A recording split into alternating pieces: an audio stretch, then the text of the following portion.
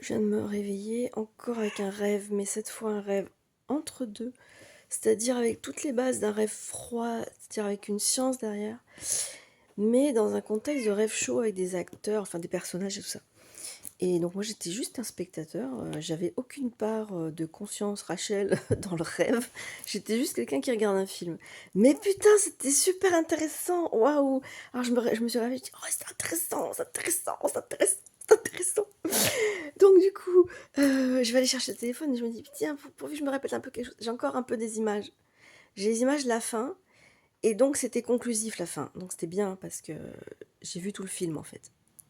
Bon après, il n'y a pas... il n'y a pas les résultats et tout, mais enfin, il y a toutes les prises de conscience des personnages qui sont devant un problème. Bon, au fur et à mesure que je parle ça s'estompe. Mais donc en fait, c'est... alors, non, c'est en train de s'estomper, hein, c'est terrible, c'est terrible. Bon, j'essaie de capter en tout cas les concepts qui en sortent. Mais déjà, les personnages commencent à s'estomper.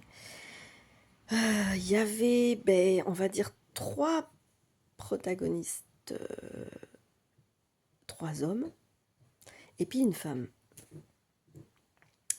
Et, euh, et la femme, elle vient, en fait, c'était fait un peu une interview reportage sur un truc qui avait été découvert, un truc scientifique, révolutionnaire et tout, euh,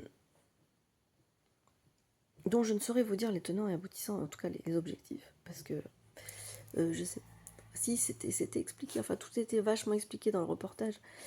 Euh, alors je sais pas ce que je vais en récupérer, hein. Je sais pas ce que je vais en récupérer, ça risque d'être compliqué. Et je risque aussi d'être houspillée par le chat et le chien. Le chat parce que c'est l'heure de bouffer et le chien parce que c'est l'heure de pisser.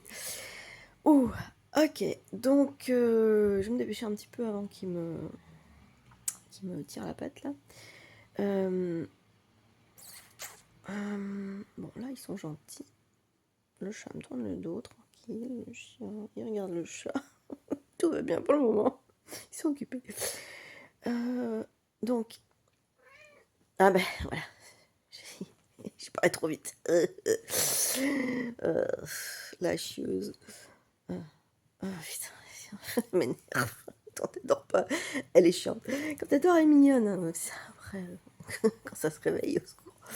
Donc, euh, donc, je vais essayer de partir d'un peu donc la fin du reportage. Donc, la femme exprime qu'elle ressent une frustration parce que euh, elle aurait trouvé, enfin en tout cas elle aurait trouvé,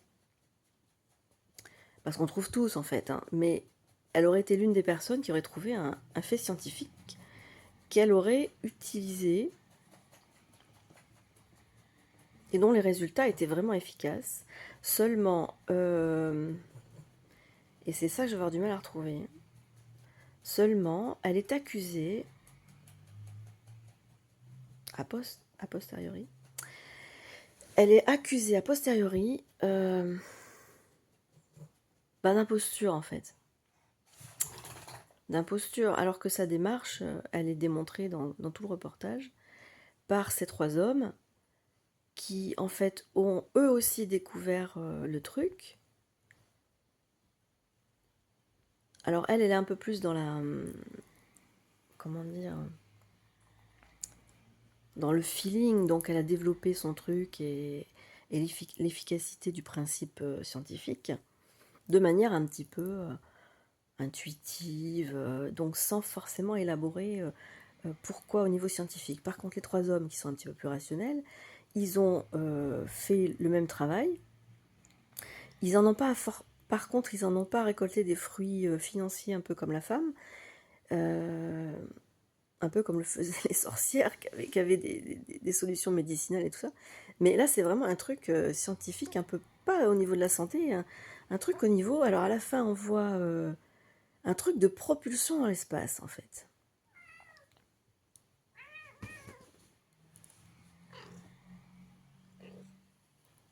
Dis quoi là? Fais chier. Voilà. Princesse dans tout son éclat. Hein.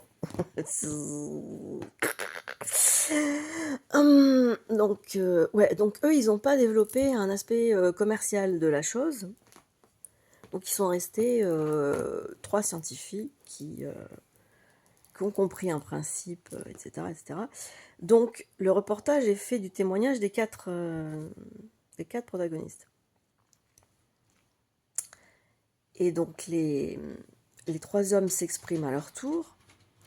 Et eux, ils font la démonstration scientifique des principes de leur découverte.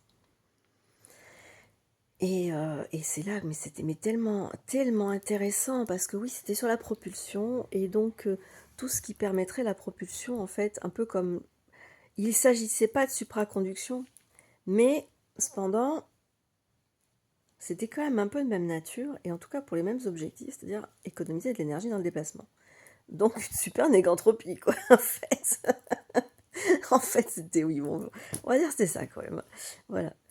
Et bon, la femme était incapable de dire ces mots-là ou d'expliquer les trucs scientifiques. Par contre, les hommes l'étaient, puisqu'ils ont un esprit un peu plus mathématique. Et donc tout le reportage était fait de la démonstration scientifique sur tous ces 3 hommes.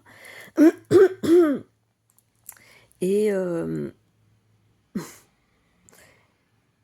les vois encore, enfin quand même, j'en vois surtout un. Et celui qui était plus l'exécutant était presque capable de déceler les lacunes des 2 cerveaux, en fait.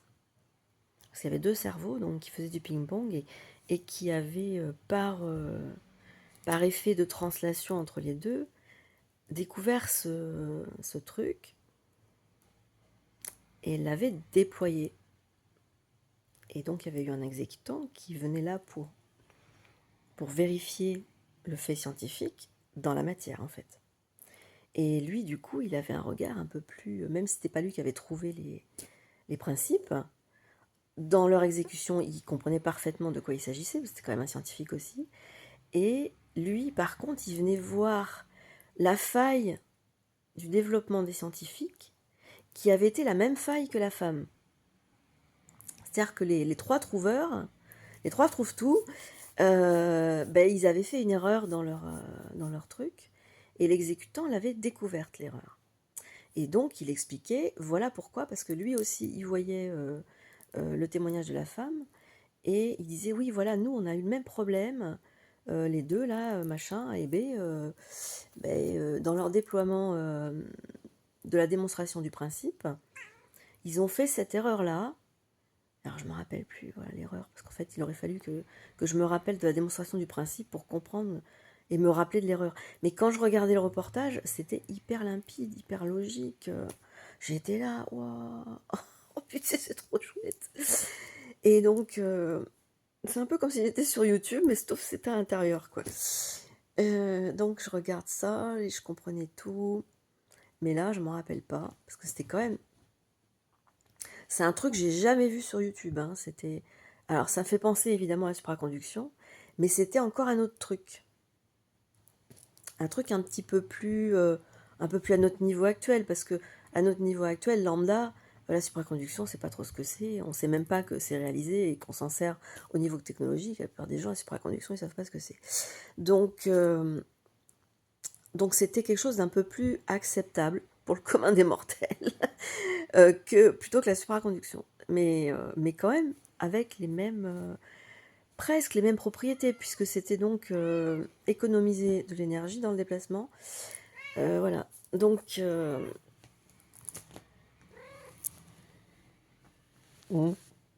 c'est quoi les revendications? Tu dis plus rien? Parle à maman. Parle à maman. Tiens, l'autre, il a disparu. Il est parti dormir ailleurs. Au moins, parce que lui, quand il a vraiment envie de pisser ou envie de faire caca, il est très très chiant. Bon, vaut mieux ça.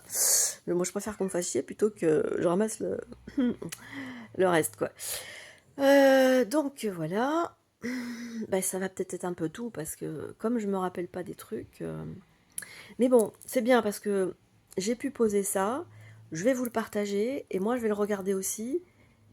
Et peut-être, en réécoutant l'évocation de ce rêve, on va dire tiède, mitigé, ni chaud ni froid. Oui, je dirais que c'était quand même un rêve froid parce que c'était surtout composé de, de trucs scientifiques.